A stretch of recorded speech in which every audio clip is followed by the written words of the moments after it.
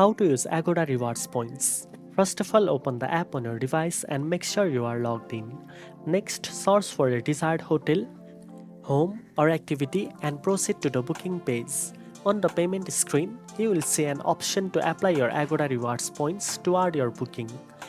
Enter the number of points you want to redeem or select a suggested amount and the total payable amount will adjust accordingly. Agoda Rewards Points can help reduce your booking cost, giving you great discounts on hotels, apartment, activities and airport transfer. After applying your points, select your preferred payment method for the remaining balance and confirm your booking. Once the booking is completed, you will receive a confirmation email with all the details including the points applied.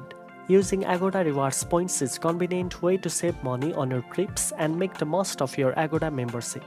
You can also track your points balance anytime in the app under the rewards section. Now you know how to use Agoda Rewards Points.